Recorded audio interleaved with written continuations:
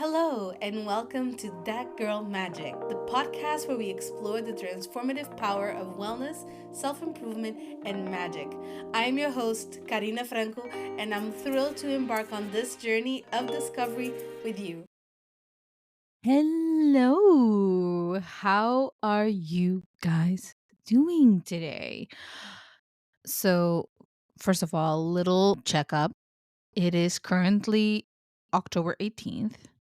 It has been officially a little bit over a month of me getting into college. And I thought that this is a really good time to bring out a certain conversation, which is the idea of burnout and anxiety associated with the things that you do on a daily basis. So let's jump right into it. I know because this is the reality of a lot of people, regardless of gender, that when you feel like there's a lot on your plate, you tend to have this difficulty of feeling as if you're grasping everything, especially if you're working, studying, balancing a family, balancing your health, taking care of yourself, doing your self care, trying to do good by yourself and by others. Reach a certain point, regardless of the level of weight that you have on yourself, that you feel burned out. Some people feel it faster than others. Some people are so used to it that it's funny. It makes me laugh now thinking how many people in this world go through this, but some people don't even realize that they're burned out by the time that it's too late. I know people in my personal circle that I can tell they're extremely burned out, but their adrenaline and their cortisol is just taking them through the ride. We're talking about people that sometimes they're waking up at 5 o'clock in the morning, making sure that everything is ready so that the partner can take care of the kids because they need to leave the house because they also need to take care of themselves. So they go to the gym really early as soon as it opens. But they need to make it like a 30-minute session because they barely have any time because they need to go to work, proceed to go to work, do their best, their all, their everything for sometimes a very ridiculously low pay.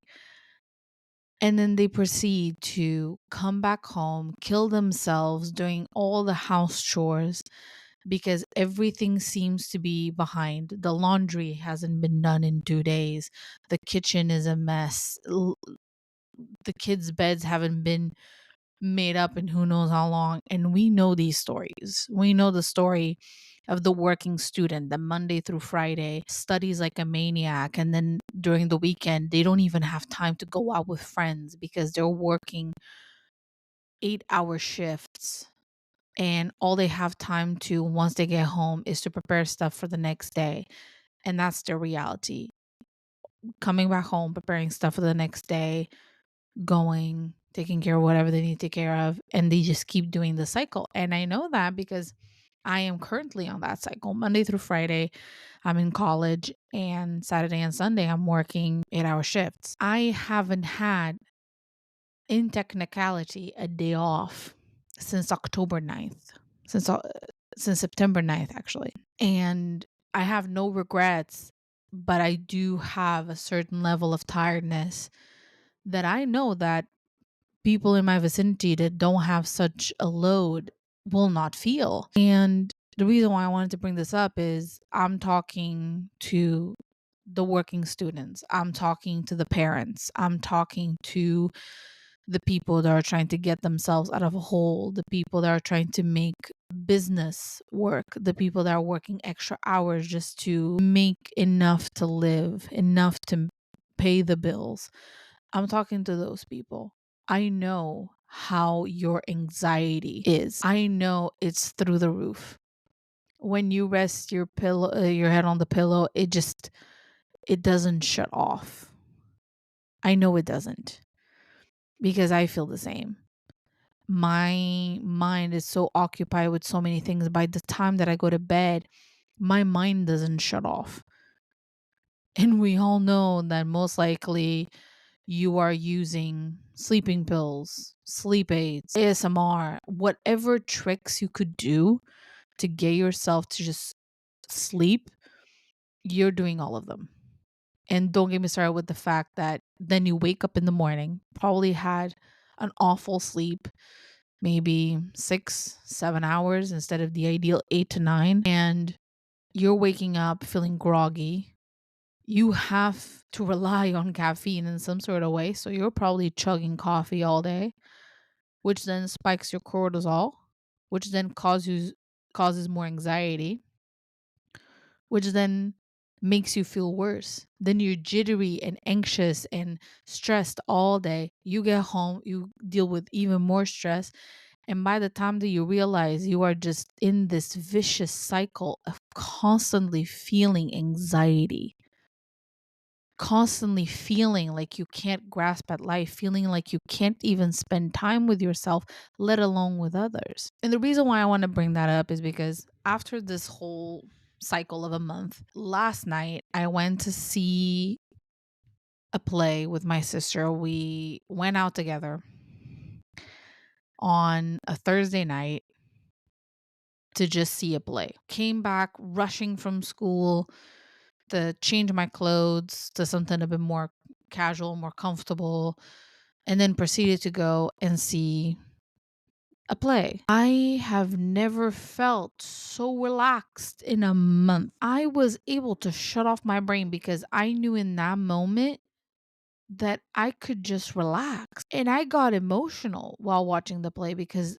I was not only emotional because the play itself was emotional, but it was this moment of realization of me being like, my gosh, what happened? What happened to you? Like, I was asking these questions, like, what happened to you? What happened for you to just dig yourself into the ground? And for people that know me, you know my stance on mental health. It is one of the most important things to be focusing on. A lot of people, unfortunately, are lost through mental health issues. And I want to dedicate my time as much as possible to support anything and everything that could possibly get close of helping others. And I hope that my podcast and my story and my own perspective on my life experience could somehow connect with people and at least let them know that they're not alone. At the very least, them being like, oh my goodness, I am feeling the same. I am not alone. That's the least I ask. And if somehow whatever I say either helps you or supports you or makes you relaxed or anything like that, like that will just be the cherry on top of the icing. Okay. And I will be honest, like I have been feeling extremely anxious. I've been feeling as if I can't do anything. I find out things much later than anyone else. I feel like I am running after a goal that is unreachable. I sometimes find myself being like, did I watch all the online classes? Am I missing a class today? Did I saw the schedule right? I am literally causing myself fucking panic attacks over something that I know. Now imagine if I didn't. And then the weekend arrives and I go to work and I'm stressed out because I don't want to be late. I don't want to forget food. I don't want to forget this. I don't want to forget that. I want to make sure that I do my numbers and I do this and I do that. Good God, I am anxious and stressed. And I'm pretty sure that if you're listening to this, it's probably because you want guidance on how not to feel it. But guess what? We will always have some level of stress. The question is, how do we deal with having the lowest possible? So here's what I've been personally doing. I know that Monday through Friday, I need to focus on school. Can I be honest? I do not look at any messages or anything that could come from my job all the way until Friday afternoon. Friday afternoon, I go ahead and I see it. I start scrolling up and I start to see anything that could pop up. And that is if I have time. And that allows me to not be worried about what's happening Monday through Friday. Like that has nothing to do with me. I'm not even working those days. And the only reason why I look Friday is just to double check my schedule. and see if there's anything that is of high importance that I should be looking at. Of course, then on the weekends, I will be looking at the messages. I will be communicating and doing my job the best that I can with the tools that I have. But Monday through Friday, I'm focused in school. I'm focused on making sure that I study enough, making sure that I don't miss a class accidentally, making sure that I get the transportation on time, making sure that I'm not missing any classes, making sure that I'm reviewing my notes, cleaning my notes, fixing my notes, doing all of that. And also making time for myself. This is the main key I wanted to put in here. A lot of people, when they feel anxious, burned out, stressed out, 9 times out of 10, it is because they are giving their heart, their body, their soul into whatever they're doing, whether it be work, school, kids, husband, family, whatever. And they don't even give themselves 5, 10, 15, 30 minutes for themselves, for their hobbies, for their likes, for their tastes. They don't date themselves. They don't take care of themselves. And when I mean take care, I don't mean going to the gym and doing your skincare. Forget that. That's daily hygiene and that's taking care of your body and your health in a different perspective. I'm talking about mental health here. I'm talking about ask yourself, when was the last time that you went 5 minutes outside with nobody? Just take a deep breath. When was the last time that you went out for lunch by yourself? When was the last time that you went on a walk and you turned off your phone for 15? When was the last time that you took the longer route home just to take a deeper breath for a little longer? When was the last time that instead of you going straight home, you decided to just go to a museum or to a gallery or to the movies and you lost an hour just to make you feel more relaxed? Probably a while, huh? Because believe me, that's what I felt last night. Last night, it made me realize that I wasn't giving at least one moment in my week where I could just say, okay, let me be myself for 5 to 10 minutes. Let me take a longer walk. Let me take the longer way around and take longer to get home. Let me appreciate the view outside my window. Let me appreciate the view on the train. Let me not be upset about missing the train or missing the subway. Let me walk into a shop because I find it interesting and lose 5, 10 minutes just browsing. What happened to walks, to book reading, to talking to people even? When was the last time that you called your bestie and said, hey, I need to talk? Let me get some stuff off my chest. Or let's get together for a dinner. Or come on by right after your job just for us to chit chat for 15 minutes, 20 minutes. Hopping on a video call while you do your nails. It is so incredibly important for us as human beings to connect not only with others, but to ourselves. And anxiety and stress, most often than not, besides being associated with the tasks that we do, it is because we don't turn off our brains. We all know this. Here's an example, and a lot of people will resonate with that. You know those days that you feel like time just goes by real slow? And then after a while, you do something enjoyable like talking to someone, going out on a walk, petting your dog, petting your cat, talking to your best friend, hanging out with your kids. Something happens that is even the slightest of enjoyment. And then when you look at the clock, 20 minutes went by, 30 minutes went by, an hour went by, 2 hours went by. No joke. We all have experienced this. And last night was exactly the same thing for me. Play started around, I would say 9:20, 9:25, something like that. All of a sudden, at least to me, it felt all of a sudden, they announced a 20-minute break. I was like, okay, 20-minute break? What the heck? Look at the clock. And it's like 10:20. And I'm like, what the heck? Like an hour flew by? Came back from the break, sat down. Another chunk started.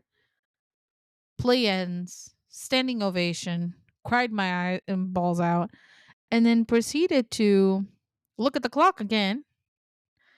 And it's like 11:45. I'm like, I've been here in this theater since 9 o'clock at night. Almost 4 hours went by.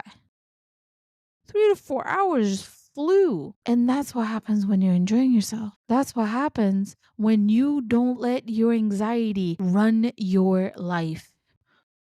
When you control the cortisol. We are not those poor people back in the good olden days where there were no homes and there were no huts and you had to run and fetch your food and run away from being a prey. We are not prehistoric anymore.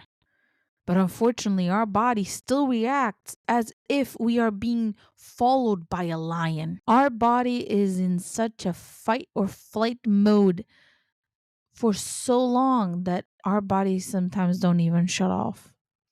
You are waking up and going to bed with anxiety. People are having chronic anxiety. People are having depressions. People are having all kinds of mental issues and ailments that just makes me so upset to hear because I've been there. I've had days where my anxiety was through the roof, where my whole body couldn't stop shaking. I have had awful bouts of depression for 6 years where I go up and down, up and down, up and down. Right now, I'm in a good stable point, but I've been so low, so low. I've had issues time and time again in my life. And all I hope to do with my speech to you, my message to you, is take time for yourself. 5 minutes, 10 minutes, 15. And I'm not saying the things that other people will tell you. Oh, go do your skincare. Go to the gym. No, take care of your mental health. Spend time by yourself. Take a walk. Do your favorite hobby. Go take a breath. Don't stress yourself just because there's a load of laundry that you haven't put. Don't stress yourself just because you haven't picked up the online classes and you're behind 3 classes. Don't stress yourself just because your kids don't want to get dressed. Don't stress yourself when your partner comes home late or when your boss calls you all of a sudden. And I know it's easier said than done. There's nothing that I can say that will make it any better. But what I can tell you is we control our reactions and we control how we deal with our time. And I'm pretty sure that everyone can find at least 5 minutes to just say, I need to go take a breath. And you walk your ass outside and just inhale that bloody oxygen and just give yourself a moment of peace and a moment to recenter. Because if you keep going down this path, you will, for certainty, run yourself to the ground. And it's going to be much, much harder to dug yourself out of the muck. So this is a warning and a plea to who is in these shoes. Seek help and take a moment for yourself. Don't forget to follow That Girl Magic to stay updated on new episodes. Let's unleash our inner magic and create the life of our dreams. I'll see you in the next episode.